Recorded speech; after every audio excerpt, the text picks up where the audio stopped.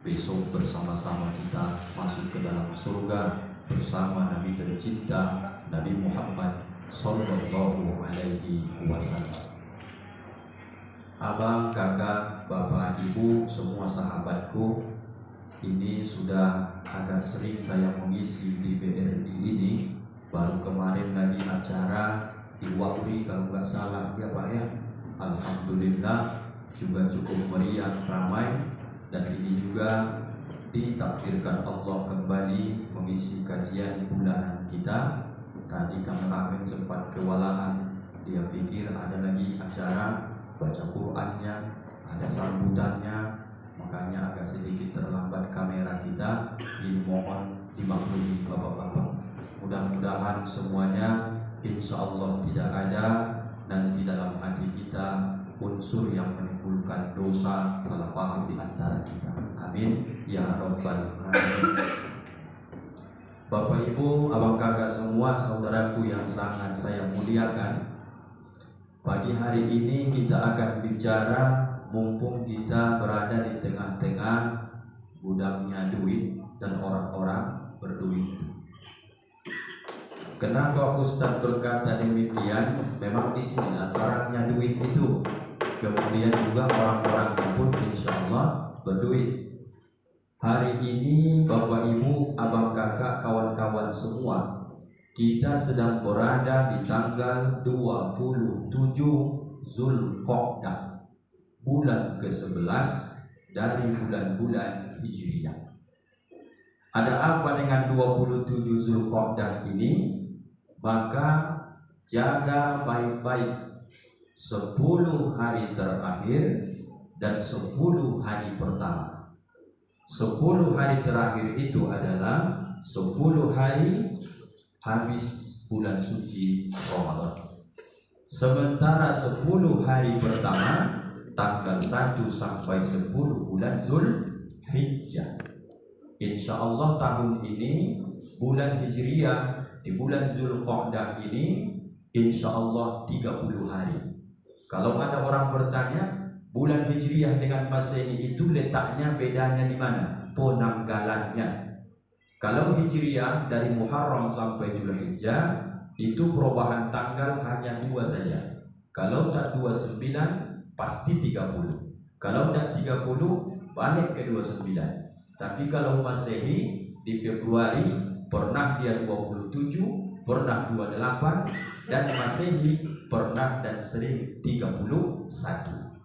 Maka kita tak pernah puasa 31 hari, tak pernah kita puasa 27, 28 hari.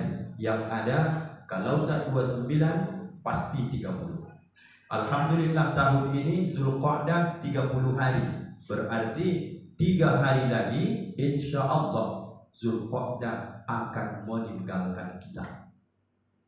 Akan datang tamu yang sangat agung istimewa 10 hari pertama yang disebut dengan tanggal 1 sampai dengan 10 Zulhijjah bulan ke-12. Siapa yang memanfaatkan ini dengan baik, peluang besar nanti dosa selama kita 1 tahun. Mana tahu di Ramadan belum Allah ampunkan, mana tahu besok itu belum juga diampunkan di Zulqa'dah, mana tahu sampai usia besok ke tanggal 10 Zulhijjah, insya Allah baik sangka semua kita ini diampunkan Allah dosa-dosa kita, asal kita ikuti amalan-amalan yang ditawarkan oleh syariat agama kita ini insya Allah. Ini kalau berceramah lewat layar ini memang agak tegak juga saya sedikit nih Pak ya. Menengok kawan-kawan sebelah sana serius mendengarnya saya tengok. Abang kakak pun di sini karena sejuknya ini, jadi memang sendiri saya ini berbicara agak-agak sedikit tegang saya ini. Kawan-kawan pun di sana saya tengok fokus mereka mendengarkan. Nah, baik. Jadi Bapak Ibu kawan semua, abang kakak begini. Apakah kalau saya hidup bertemu dengan 10 Zulhijjah itu besok, apakah amal yang saya lakukan itu paling bagus infak sedekah? Tidak. Apakah puasa sunnah? Mana puasa sunnah hari itu haram, tak boleh. Apakah Pak Ustadz saya berangkat haji, berangkat umrah? Itu dari bagiannya. Apa yang paling afdal? kalau kita masih sampai umur, masih hidup kita tanggal 10 Zulhijjah besok, tidak ada kata Nabi, ma min ayyamin min amalin salih. Tidak ada amal saleh, amal yang baik yang akan dilakukan 10 Zulhijjah kecuali menumpahkan darah hewan kurban. Inilah yang mau kita inginkan ini. Mumpung kita di tempat sarangnya duit berkumpul dan orang-orang yang berduit, pastikan judul kajian kita ini, jadilah tahun ini menjadi peserta kurban dan tidak usah berharap-harap mendapat kupon kurban. Karena syariat agama kita dididik oleh Rasulullah kita, yadul ulya khairum min yadus sufla. Tangan di atas itu khair, lebih baik, lebih mulia, lebih mantap min yadus sufla dibanding tangan yang di bawah. Artinya konteksnya memberi lebih baik daripada menerima. Ikut berkurban jauh lebih baik daripada tiap tahun mendapat kupon kurban. Aku Pak Ustaz kalau salah kupon kurban tidak terlalu kupikirkan. Aku tidak terlalu mau makan daging sapi, daging kambing. Tapi mentalnya ini, sekalipun kita tak mau makan daging kurban, tapi tetap kita disunnahkan ikut berkurban. Sekarang tentukan 3 hal. Disebut Idul Adha itu adalah uduhiyah, hari penyembelihan hewan. Nomor 1 kajinya adalah tentukan niatmu, tentukan hewan kurbanmu, dan tentukan hari penyembelihanmu. Kalau diikuti yang 3 ini, inilah yang dimaksud dengan nomor 1. Apa yang dimaksud dengan niat tentang amal supaya sampai, disampaikan dalam Al-Quran. La yanalallaha luhumuha wala dima'uha walakin yanaluhu taqwa minkum. Allah itu tidak akan butuh terhadap daging kurbanmu, tidak akan butuh Allah darah kurbanmu. Yang sampai sama Allah adalah hatimu, apakah benar-benar berkurban karena Allah Subhanahu wa ta'ala. Pemahamannya begini, jangan berkurban gara-gara ikut-ikutan. Jangan berkurban karena nanti segan diejek kawan. Kau duitmu banyak, nggak pernah kau ikut kurban, malu kurban dia, sia-sia. Atau jangan berkurban supaya dapat pujian, memang hebat ya, kau tiap tahun bisa kau sisihkan gajimu, ikut terus ku tengok kau berkurban. Jangan ikut kurban gara-gara ikut-ikutan. Jangan kurban gara-gara takut diejek, kita bakhil, kita pelit. Jangan ikut kurban gara-gara takut nanti kita diejek atau kita nanti mengharap pujian dari manusia. Maka hilanglah dia keutamaan yang akan kita dapatkan. Tapi kunci niat hari ini, saya berkurban ya Allah selama setahun. Kita lihat, kalau penghasilan kita sampai setara 85 gram emas, maka kalau 1 gramnya sekarang ditetapkan 912.000, maka penghasilan setahun kita supaya wajib zakat mal sekitar 77 juta rupiah. Dikeluarkan zakat 2,5%, tak sampai 2 juta rupiah. Kenapa harus dikeluarkan zakat penghasilan kita, gaji kita? Supaya harta yang kita dapat ini dibersihkan oleh Allah. Kita tak makan hak orang lain. 30 Ramadan, keluarkan zakat fitrah. Ada takarannya, 2,5 kilo beras atau diduitkan pun boleh. Kenapa zakat fitrah itu ada? Supaya jiwa badan kita ini bersih, Bapak Ibu yang dimuliakan Allah. Masalah kurban ini apa nih Pak Ustaz? Berapa dalam setahun penghasilan kita? Allah tidak lihat itu. Berapa yang kita dapat setahun? Allah tak lihat itu. Tapi masalah kurban dilihat dari niat ketakwaan dalam hati kita. Merenung sejenak, ya Allah, motor saja bisa aku kredit, mobil pun bisa aku beli. Masa kurban hanya 2.700.000 sekali setahun itu aku tak mampu? Maka kurban kaitannya bukan perkara duit banyak. Kurban ini kaitannya adalah kesadaran tentang kita besok apakah ingin ditolong oleh Allah Subhanahu wa ta'ala. kalau meninggal seorang putih pagi ini, mobil saya itu Bapak Ibu, itu tidak ada painnya, itu tidak akan dikubur besok bersama saya, itu dingasuh nanti sore. Betul Bapak Ibu? Lalu saya umpamanya tak ikut kurban, kunci mobil nanti sore akan pindah. 3 bulan 10 hari iddah istri saya selesai dan dia akan menikah lagi dengan berondong muda. Mobil lunas, maka yang menikmati suami barunya, dan kemudian dia akan lewat di simpang ngasuh. Suatu saat mereka akan naik juga dengan Honda saya, maka kemudian dia akan bertanya, di mana makam suamimu dulu, kata lakinya yang baru. Karena saking mesranya mereka, dibonceng istri saya ini, dipeluknya laki barunya, tangannya pun tak bisa menunjukkan kubur saya. Apa dia buat? Kakinya dibuatnya, di sana kuburan Ustaz dulu, kata dia. Begitulah hinanya kita ini. Lalu bagaimana maksudnya? Berkurbanlah kita sesuai dengan kemampuan. Tawarannya yang pertama, ikhlas karena Allah, tidak ada embel-embel, tidak ingin dipuji, tidak takut dihina, tidak takut dibilang pelit, bakhil, kikir, tapi murni ini karena mensyukuri nikmat pemberian Allah.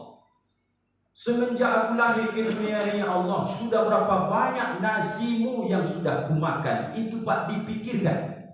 Sudah berapa banyak airmu yang kuminum, alhamdulillah kau berikan lagi fasilitas. Dari sekian banyak manusia, salah satu aku dipilih mendapatkan pekerjaan, dan alhamdulillah pun sejahtera dibanding sahabat-sahabat saudaraku yang lain. Dalam rangka mensyukuri inilah muncul dalam hati, ya Allah, bagaimana caraku membayar semua pemberianmu ini? Tsumma la tus'aluna yauma idzin 'anil na'im, kata Allah dalam surah At-Takasur. Kemudian jangan manusia mengira semua nikmat yang kami berikan itu tak akan diaudit, tidak akan besok ditanya. Semua akan diaudit, didetailkan satu persatu. Mobilmu kemana kau pakai, Hondamu kemana kau pakai, termasuk yang kita makan siang malam yang kita pakai ini. Tsumma la tus'alunna yauma idzin 'anil na'im, semua nikmat yang kuberikan besok la tus'alunna, akan kutanya itu, kata Allah. Maka mana tahu besok ditanyanya. Pernahnya kami, ya Allah, 2.500.000, 2.700.000, 3 juta kadang setiap tahun aku berkurban mensyukuri nikmat pemberianmu ini, ya Allah. Kawan-kawan ini jago matematika. Kalau 3 juta dibagi 360 hari, berapa kita mestinya abang kakak menanggung sehari? Sampai itu 8.000 Bapak Ibu. Lebih sedikit ya, 8.500. Kalau 8.000 genapkan kali 360 hari, sekitar 2.800.000. Kurban tahun ini sekarang berapa? Hanya 2.800.000. Di tempat lain ada yang 2.600.000. Itu pun tak mau juga kita berkurban. Maka besok Allah yang akan mengadili kita, sekalipun hukum kurban ini sunnah, tidak sampai wajib. Jadi tentukan niatnya, ikhlas. Ini saya buat mensyukuri nikmat pemberianmu, ya Allah. Jangan sampai kau ambil, aku belum siap. Nanti gara-gara tak ikut kurban datang penyakit, bolak-balik ke rumah sakit, gara-gara 3 juta ini ditahan, datang asam urat, ngecek kolesterol sekian. Oke yang BPJS, tapi mau obat yang mantap tak ditanggung BPJS, boleh lagi ke apotek sebelah. Kadang menahan 3 juta, keluar kadang sampai 9 sampai 10 juta. Yang menyadari ini siapa nih Pak Ustaz? Maka dibuat siraman rohani. Asal datang penyakit, dilihat keadaan kita. Apakah berada dalam ketaatan? Iya. Mungkin penyakit itu penggugur dosa, tapi di saat kita perhitungan sama Allah datang penyakit, itu bukan penggugur dosa. Dia sedang menegur kita. Kau pun hitung-hitungan sama aku, kata Allah, maka aku pun hitung-hitungan sama engkau. Kau berhitung sama aku pun kuhitung napas yang kau tarik, kau buang selama 24 jam. Maka dibuatnya lah kadang-kadang orang tuh sakit sesak napas. Supaya apa? Jangan banyak kali bernapas. Tak boleh menghirup udara yang bebas ini, tapi dikasih tabung supaya dia sadar. Berkurban kau tunda-tunda, 1 tabung oksigen itu harus kau bayar. Berapa sekali 24 jam ganti? Kadang mau 2 dan 3 kali. Habis duit untuk berobat karena menahan perhitungan sama Allah. Hati-hati Bapak Ibu. Yang kedua, tentukan hewan kurbannya. Yang boleh dalam Islam dikurbankan hanya 3 hewan saja. Selain dari yang 3 ini tak boleh. Yang pertama, unta, paling baik. Yang kedua, 3 kategori, sapi, lembu, kerbau, boleh. Yang ketiga, bagian dari yang 3 jenisnya adalah domba, kambing, atau disebut dengan kibas. Di tempat kita ini hanya 2 jenisnya, namanya kambing, kambing biri-biri, dan kambing kacang namanya. Bapak Ibu tahu kambing biri-biri? Yang keriting rambutnya. Jangan tersinggung yang keriting pula, maksudnya kambing ceritanya. Kambing yang keriting rambutnya kita punya teka-teki. Mudah-mudahan kakak-kakak ini bisa dapat pertanyaan ini. Kenapalah menurut kakak-kakak yang cantik-cantik ini kambing biri-biri itu lambat jalannya? Siapa yang dapat? Ada yang bisa jawab kira-kira? Abang-abang ini tahu ya. Kenapa kambing biri-biri lambat jalannya? Maka jawabannya, kalau kambing biri-biri itu jalannya cepat, dia khawatir namanya berubah menjadi kambing buru-buru. Begitu Bapak Ibu. Itu harus konsentrasi kita masalah ini. Kalau dia biri-biri lambat, kalau dipercepat jalannya, takut dia ganti KTP menjadi kambing buru-buru, maka dia tidak mau cepat-cepat jalan, pelan-pelan dia. Itu teka-teki. Kalau unta kurbanmu umurnya 5 tahun. Kalau sapi, lembu, kerbau kurbanmu pastikan 2 tahun. Kalau dia kambingnya yang keriting rambutnya boleh 1 tahun. Kalau kambingnya yang lurus bulunya, kambing kacang, kambing kampung, dia harus 2 tahun. Sekali lagi, sapi 5 tahun, sapi, lembu, unta 5 tahun, sapi, lembu, kerbau 2 tahun, kambing yang keriting rambut 1 tahun, kambing yang lurus bulunya 2 tahun. Itu penentuan dari hewan kurban. Pak Ustaz, kuda tidak bisa dikurbankan? Tak bisa. Apa hukum makan daging kuda Pak Ustaz? Yang pertama, Nabi apakah pernah dia makan? Satu riwayat pernah. Tapi Nabi tidak berkomentar bahwa kuda itu mutlaknya halal. Tapi Nabi diam, tidak mengatakan tak boleh, dan Nabi tak mengatakan juga silahkan makan. Tapi sahabat memakan daging kuda, maka sampai hari ini dia tidak termasuk bagian dari hewan yang bisa dikurbankan, karena semua orang tak mau makan daging kuda. Pak Ustaz, kalau gajah gimana Pak Ustaz? Itu kan lebih besar lagi. Gajah pun tak bisa Bapak Ibu, karena gajah ini lain pula modelnya, saya tengok kan begitu. Maka kalau orang bertanya berapa jenis hewan yang boleh dikurbankan, hanya 3 saja. Yang paling mantap adalah unta, di bawahnya sapi, lembu, dan kerbau, di bawahnya adalah kambing, kambing yang keriting rambutnya ataupun kambing yang lurus rambutnya. Yang ketiga, berapa harikah waktu penyembelihan ini? 4 hari.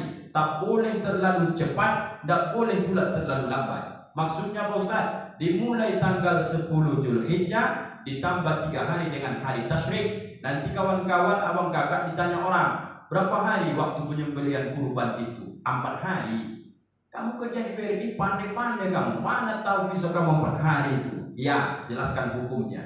Mulai tanggal 10 hari hanya Idul Adha, dimulai habis dari sholat Idul Adha. Kalau sebelum sholat Idul Adha dipotongnya kurbannya, maka itu bukan kurban, menjadi sedekah biasa. Tak bisa. Kalau nanti Pak Ustadz 1 hari tanggal 10 Zulhijjah nggak selesai, boleh potong tanggal 11? Boleh. Tanggal 12 boleh? Boleh. Tanggal 13 boleh? Boleh. Yang tak boleh itu sudah terbenam matahari tanggal 13 Zulhijjah masih tetap memotong hewan kurban, maka itu bukan kurban lagi, tidak sah, menjadi lagi hukum sedekah biasa. Jadi tentukan niatnya sudah, tentukan hewan kurbannya sudah, tentukan hari penyembelihannya juga sudah. Sekarang tingkatan orang yang berkurban. Berkurban cara pertama, berkurbanlah abang kakak. Kalau kemampuan kita hanya mampu membeli seekor kambing, niatkan siapa di keluarga kita ini yang paling tinggi derajatnya. Contoh, kakak umpamanya orang terbilang, bekerjanya di ujung batu. Telepon ayah ke kampung, ayah, oma, apakah tahun ini ayah oma berkurban? Kata mereka, adik-adikmu masih banyak yang kuliah, adikmu lagi masih SMA, tak ada duit beli hewan kurban. Kukirim lama duit 3 juta ya, berkurban kita di kampung. Atas nama siapa dibuat? Buat atas nama orang yang paling tinggi derajatnya di rumah kita, yaitu ayah kita. Ayah tak ada lagi Pak Ustaz, oma kita. Niatnya besok memotong hewan kurban ini pernah dilakukan Nabi. Allahumma ya Allah, ini kurban Muhammad dan untuk keluarga Muhammad dan untuk umat Nabi Muhammad yang belum berkurban. 1 ekor kambing bisa mewakili 1 keluarga. Transfer duitnya biar dibuat ayah oma di kampung. Atas nama siapa? Ini kurban atas nama keluarga besar Bapak Sofyan, umpamanya begitu. Apakah yang lain anaknya dapat pahala tahun ini? Dapat. Apakah istrinya dapat? Dapat. Yang 1 keluarga ini dapat, padahal kurban mereka 1 ekor kambing. Itulah saking mudahnya. Level 2, ikut di masjid-masjid. 1 ekor sapi 7 orang, ambil 1 bagian. Aku mampu Pak Ustaz, ada duit 5 juta, ikut 2 bagian. Mantap. Ada hadisnya Pak Ustaz, ada 1 ekor sapi untuk 7 orang. Daftarkan 1 saja, sudah ikut berarti abang dan kakak ambil bagian untuk mendapatkan pahala berkurban tahun ini. Yang paling mantap Pak Ustaz, mumpung di tengah-tengah orang-orang berduit, malulah kita sama Allah. Masa gaji kita sekian juta, bahkan ada yang melebihi sejahtera. Kalau kami wira swasta, sawit luas, kontrakan ada, ruko ada. Masa berkurban 1 ekor kambing setahun, malu sama Allah. Masa berkurban ikut lagi kelompok yang di masjid 1 sapi 7 orang. Nabi pernah berkurban sebanyak 100 ekor unta. Bagaimana maksudnya Pak Ustaz? Tidak ada batasan bagi orang yang ingin berkurban sesuai dengan kemampuan dia yang diberikan oleh Allah. Kata kuncinya, kalau memang benarlah selama ini kau merasa sudah kaya, buktikanlah kekayaanmu di hadapan Allah dengan memperbanyak hewan kurbanmu. Saya Pak Ustaz mau beli 10 ekor sapi. Atas nama siapa? Atas nama saya sendiri. Istri bapak, saya berikan 1 sapi lagi. Anak berapa? 2. 1 anak 1 ekor sapi. Sebarkan di ujung batu ini, karena batas berkurban itu tidak ada bapak ibu abang kakak yang saya muliakan. Jadi gimana? Buktikan dulu di hadapan Allah. Makin banyak kau dapat rezeki dari Allah, kau tunjukkan ya Allah, aku ini tak ikut lagi 1 ekor kambing, aku tak ikut lagi yang kelompok di masjid-masjid, tapi aku berkurban atas nama diriku sendiri. Ini sapinya, ini juga sapinya 3 atas namaku sendiri. Untuk anak-anakku ku berikan 1 sapi 1 orang. Maka dia berkurban, tidak ada mengenal batasan. Hanya orang yang berkurban tiap tahunlah yang bisa merasakan bahwa setahun ke depannya bagaimana Allah bukakan pintu rezekinya. Tapi yang belum pernah berkurban, dia pasti akan terus hitung-hitungan, karena salah satu amal yang paling berat, bisikan setan yang paling kuat, itu adalah masalah mengorbankan harta seperti yang dialami oleh Nabi Ibrahim alaihissalam. Berapa kali dia dibujuk iblis, jangan lakukan itu Ibrahim, jangan lakukan itu. Bertarung mereka ini.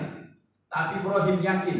Dia tanya Ismail, wahai anakku, tadi malam ayah mimpi 3 malam di berturut-turut. Ayah tengok engkau ayah sembelih. Bagaimana menurutmu? Dalam Quran itu, fanzur ma tara. Kau pikirkan dulu wahai anakku, bagaimana pendapatmu?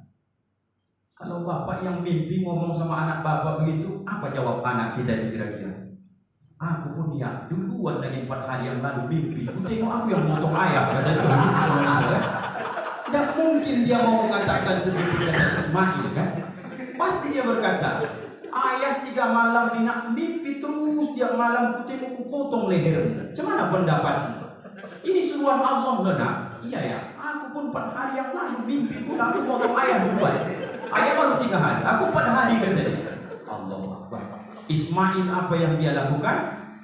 lakukan lakukan wahai ayah, maka jangan engkau ragu, mudah-mudahan engkau dapati aku menjadi orang-orang yang sabar. Apa yang dilakukan mereka berdua? Mereka mengalahkan bisikan iblis, dan bisikan ini akan berlanjut kepada umat Nabi Muhammad sampai kiamat dunia ini. Ada duitmu 3 juta rupiah, kemudian datang 10 Zulhijjah, bisikannya apa? Lebih bagus kau lagi servis Hondamu, lebih bagus lagi kau ganti ban mobilmu, lebih bagus lagi kau nanti buat yang lain-lain, kau jalan-jalan. Kalau beli kambing kau nanti beli sapi segala macam tuh udah habis duitnya. Selesai itu dibagi-bagi, makan-makan, tiap hari juga kau makan daging. Setan itu pandai dia untuk menggelincirkan niat kita ini. Apa sebab? Karena pahala berkurban ini nanti kita jelaskan di ujung, besar luar biasa pahalanya. Berkurbanlah satu keluarga 1 ekor kambing. Kalau bisa mampu lagi, naikkan ikut kelompok di masjid-masjid, buat 2 bagian. Kalau mampu lagi di atasnya, tidak ada batasan berkurban. Jangan jadi yang nomor 4 selagi kita masih beragama Islam. Maksudnya Ustaz, sudahlah tiap tahun rezeki dikasih Allah, tidak pernah niat untuk berkurban. Sudah dikasih Allah banyak nikmat, tidak pernah pula termotivasi ingin berkurban. Maka kemudian dihalanginya lagi orang untuk ikut berkurban. Ini paling parah lagi. Kalau Pak Ustaz saya tidak mau kurban, maka jangan halangi orang mau ikut kurban. Bagaimana Pak Ustaz nanti kalau saya sudah mulai mampu tapi saya tidak mau niat tahun ini dulu, tahun besok? Ingat baik-baik, kesempatan itu tidak akan pernah terulang berkali-kali. Kalaupun tahun besok kita masih hidup, mungkin duit kita tak ada, atau tahun besok duit mungkin ada. Kita yang sudah dipanggil Allah Subhanahu wa Ta'ala, mumpung hidup, segerakan, cepatkan, ambil bagian. Karena satu tahun kita ini melakukan dosa. Dosa mata ada, dosa cakap ada, buruk sangka ada, dosa kaki, dosa tangan, dosa sekujur tubuh ini banyak. Jangankan Bapak Ibu, Ustaz pun banyak dosanya. Lalu sholat subuh yang tadi dikerjakan, yakin Ustaz sudah diterima Allah? Baik sangka, moga-moga diterima Allah. Infak sedekah selama ini, yakin Ustaz diterima Allah? Insya Allah diterima Allah. Ada tawaran yang paling cepat bisa mengampunkan dosa-dosa kita, amal terbaik di 10 Zulhijjah besok, tumpahkanlah darah hewan kurbanmu sebelum darah itu menyentuh tanah. Maka dijanjikan dalam hadis Nabi, dahulu dan lebih cepat lagi Allah mengampunkan dosa orang-orang yang berkurban. Termasuk yang menyampaikan ceramah ini, kalau sampai saya tak ikut kurban tahun ini, kualat saya dibuat Allah. Apa sebab? Tak mengambil bagian. Dosa mulut banyak berceramah, dosa mata salah lihat banyak, dosa telinga mendengar banyak, dosa pikiran buruk sangka banyak, membuat orang kadang sakit hati. Maka saya tebus itu ya Allah besok tanggal 10 Zulhijjah. Begitu digorok leher hewan kurbanku ini, janji dalam hadis Nabi, sebelum darah itu menyentuh tanah, lebih cepat lagi kau ampunkan dosaku. Maka kekhawatiran saya mudah-mudahan sama dengan kekhawatiran abang kakak semua keluargaku di ruangan ini dan juga yang menyaksikan ceramah ini. Siapa yang tak mau ambil tawaran ini Bapak Ibu? Maka ambil secepatnya sebelum terlambat. Kalau saya sekali lagi meninggal pagi ini, dan yakin saya tahun besok mau istri saya mau buat kurban untuk almarhum suami saya, dan yakin saya boleh. Apa mau anak saya besok membuat kurban untuk almarhum ayah saudara putih?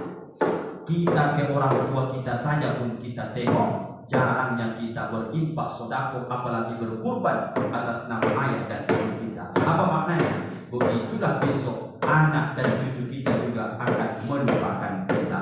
Mumpung kita masih hidup, ayo segerakan dapat pengampunan dosa kalau ikut kurban tahun ini dengan niat ikhlas lillahi ta'ala. Yang kedua, apa yang tak diperdulikan di kurban saat dipotong? Paling tidak dalam hadis Nabi ada 3. Apa itu? Tanduknya, tak ada orang mau makan tanduk. Bulunya, tak ada orang mau merendam bulu. Kukunya, tak ada orang yang mau mencincang kemudian disop kuku.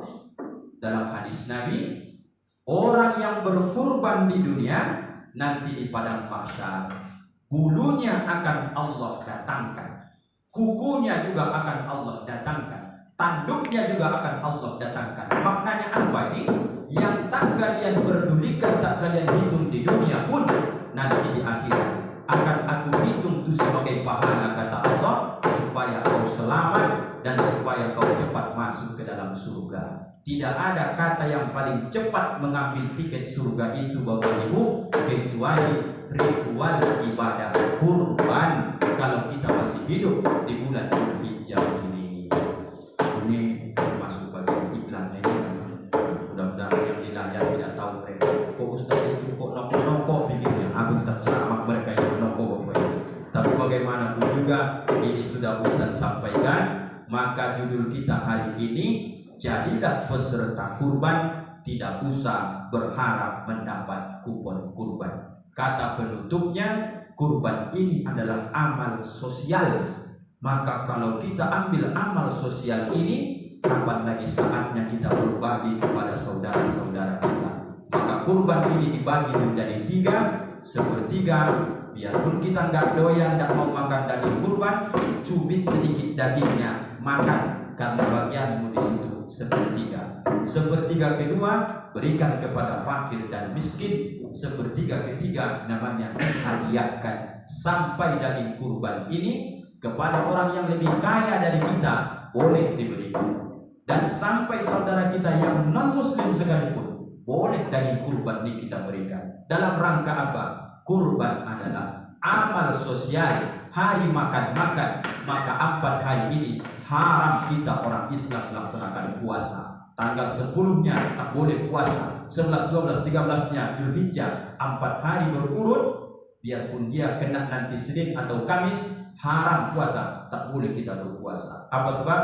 Hari makan-makan supaya pernah tertawa orang yang banyak gajinya dengan orang yang pas-pasan hidupnya, dengan orang yang fakir dan miskin. 4 hari ini semua merasa senang. Yang tak pernah makan daging bisa dia tahu dimakan daging. Yang sudah sering makan daging enak dia merasa berbagi dia dengan saudara-saudara yang kurang mampu. Wajarlah kurban ini menjadi amal sosial. Tiket tercepat kita besok meniti titian Shiratal Mustaqim, di ujungnya itulah janji Allah itu yang disebut dengan surga.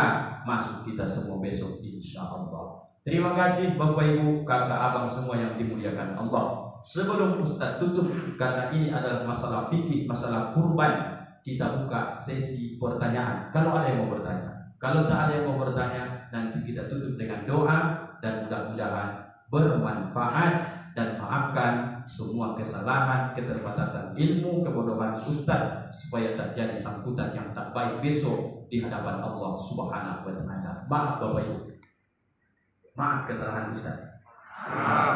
Itu ya kan ada yang salahnya kayaknya. Silakan Bapak Ibu, kalau ada yang mau bertanya, kami persilakan. Kalau tak ada, saya tutup dengan doa. Langsung aja Pak. Oh, karena udah datang pasti Allah. Baik Bapak Ibu, mari sama-sama kita bacakan suratul Fatihah dan kemudian kita aminkan doa-doa terbaik kita. Ala hazihi niyyah wa likulli niyyatin shalihah ila hadratin nabiyil Mustafa Muhammadin sallallahu alaihi wasallam. Al-Fatihah. A'udzu billahi minasyaitonir rajim. Bismillahirrahmanirrahim.